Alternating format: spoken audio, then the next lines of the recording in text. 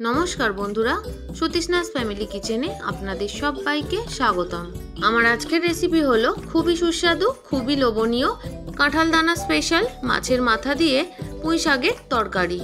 रेसिपिटी यदि भालो लेगे थाके ताहले अवश्यई एकटा लाइक करे देबेन, एकटा छोट्ट कमेंट करे जानाबेन और यदि चैनेले नतून बंधु हये थाकेन ताहले प्लिज बंधुरा चैनेलटी सबस्क्राइब करे पाशे थेके जाबेन। ताहले चलुन झटपट बानिये फेली आजकेर एई लोभनीय पुঁই শাক रेसिपि। एखाने आमि निये नियेछि दुटो रुई माछेर माथा। खूब भालो मतो परिष्कार करे धुए निये चले एसेछि। एबार माछेर माथागुलोर मध्य परिमाण मतो नुन हलुद मेखे नेब। तार जन्य प्रथमे आमि दिये दिलाम परिमाण मतो हलुद, साथे दिये दिलाम परिमाण मतो नुन। एबार माछेर माथागुलोके नुन हलुद दिये खूब सुंदर मतो मेखे निये 15 থেকে 20 मिनिटेर जन्य रेस्टे रेखे देब। ज्यैष्ठ मास तो पड़ेई गेছে, কাঁঠালও পাকতে শুরু করে দিয়েছে, তাই আমিও আপনাদের জন্য কাঁঠাল দানা স্পেশাল পুঁই শাকের এই রেসিপিটি নিয়ে চলে এসেছি। মাছের মাথাগুলোয় নুন হলুদ মেখে নেওয়া হয়ে গেছে। এখানে আমি 500 গ্রাম পুঁই শাক সুন্দর মতো করে কেটে নিয়েছি। কিছু কিছু ডাঁটা একটু বেশি মোটা বলে সেই ডাঁটাগুলোকে আমি 2 অর্ধেকও করে নিয়েছি।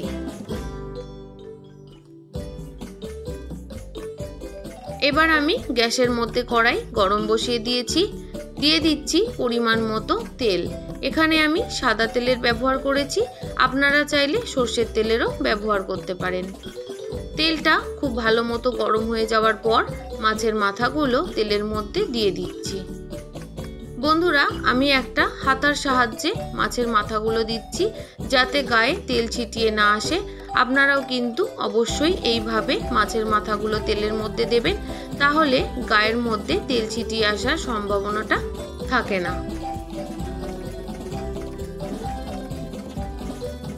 মাছের মাথাগুলো এক সাইড হালকা হালকা ভাজা হয়েছে। এবার আমি উল্টে দিয়ে পরের সাইডটাও ভেজে নিচ্ছি।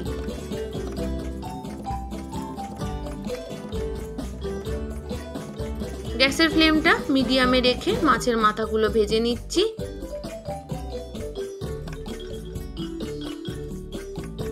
2-3 বার উল্টে পাল্টে মাছের মাথাগুলো ভাজতে থাকবো। মাছের মাথাগুলো ভাজা হতে থাক, ততক্ষণে আমি এখানে যা যা সবজি নিয়েছি সেগুলো আপনাদের একটু বলে দিচ্ছি। এখানে আমি একটা বড় সাইজের আলু নিয়েছি, 300 গ্রাম পটল আর নিয়েছি 400 গ্রাম কুমড়ো। সমস্ত কিছুকে সুন্দর মতো করে কেটে নিয়েছি। এদিকে মাছের মাথাগুলো সুন্দর মতো ভেজে নেওয়া হয়ে গেছে। এবার মাছের মাথাগুলোকে তেল থেকে ছেঁকে তুলে নিচ্ছি। সমস্ত মাছের মাথাগুলো তুলে নিয়ে ফেরত আসছি।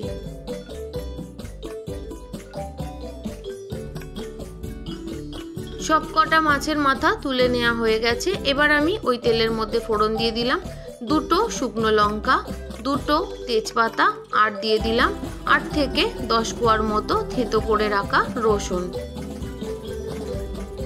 একটুখানি নাড়াচাড়া করে নেব। তারপর এখানে আমি দিয়ে দেব হাফ চামচের মতো 5 ফোড়ন। এবার ফোড়নটা থেকে সুন্দর গন্ধ আসা পর্যন্ত আমি একটু নাড়াচাড়া করে নেব। গ্যাসের ফ্লেমটা লোতে ছিল, এবার আমি মিডিয়ামে করে দিচ্ছি। তারপর রসুনগুলো হালকা ব্রাউন কালার হয়ে আসা পর্যন্ত ফোড়নটা আমি করতে থাকব।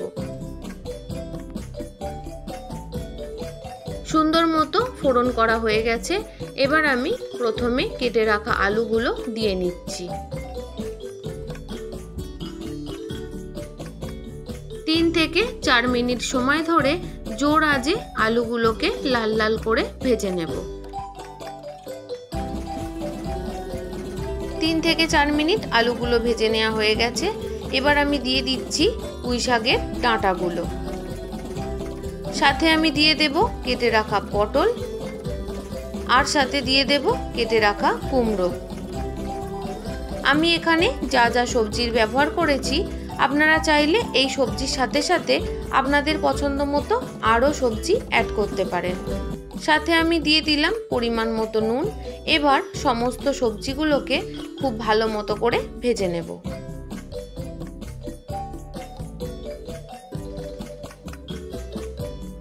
3 মিনিটের মতো সবজিগুলো জোর আঁচে ভালো মতো করে ভেজে নেওয়ার পর ঢাকনা দিয়ে গ্যাসের ফ্লেমটা লোতে করে দিয়ে 2 মিনিটের জন্য রেখে দেব। 2 মিনিট পর ঢাকনা খুলে গ্যাসের ফ্লেমটা বাড়িয়ে দিয়ে উল্টে পাল্টে সমস্ত সবজিগুলোকে আবারও ভালো মতো করে ভেজে নেব।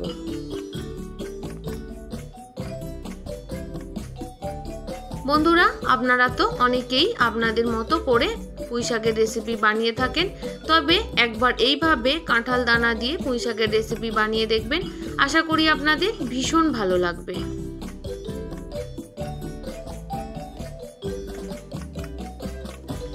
বন্ধুরা, আপনারা দেখেই বুঝতে পারছেন প্রত্যেকটা সবজি কিন্তু খুব ভালো মতো করে কালার চেঞ্জ হয়ে যাচ্ছে, ভাজাটাও সুন্দর মতো হয়ে গেছে।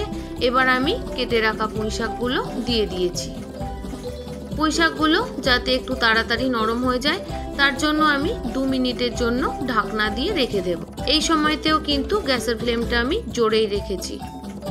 2 মিনিট পর ঢাকনা খুলে আপনাদের দেখাচ্ছি। দেখুন শাকটা অনেকটাই নরম হয়ে গেছে। এবার আমি সমস্ত কিছু খুব ভালো মতো করে মিশিয়ে নেব।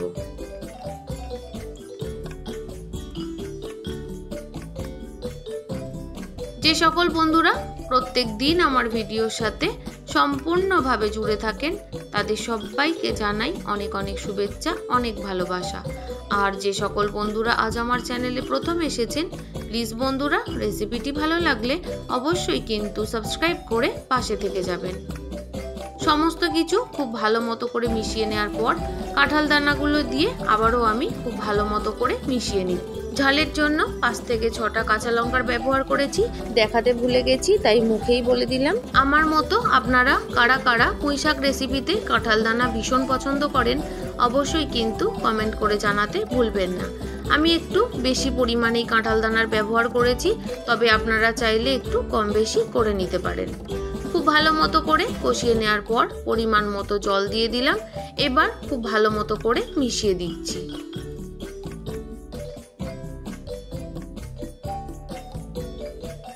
খুব ভালো মতো করে মিশিয়ে দেওয়া হয়ে গেছে। এবার আমি ঢাকনা দিয়ে সমস্ত সবজিগুলো সেদ্ধ করে নেব। কষাতে কষাতে সবজি অনেকটাই সেদ্ধ হয়ে গেছিল, তাই 5 মিনিটের জন্য ঢাকা দিয়ে রেখেছিলাম।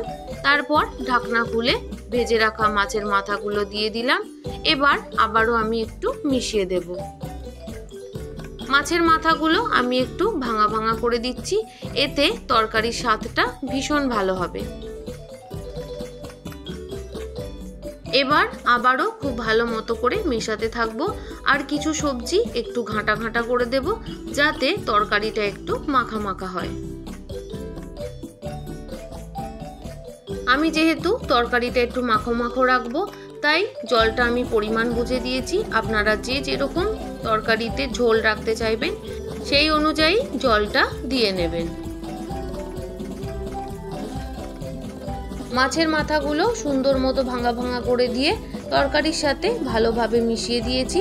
এবার স্বাদের ব্যালেন্সের জন্য দিয়ে দিলাম 1 চামচের মতো চিনি। আপনারা যারা যারা চিনি দিতে পছন্দ করেন না তারা চিনিটা স্কিপ করে যাবেন। এবার খুব ভালো মতো করে আবারও মিশিয়ে দিচ্ছি।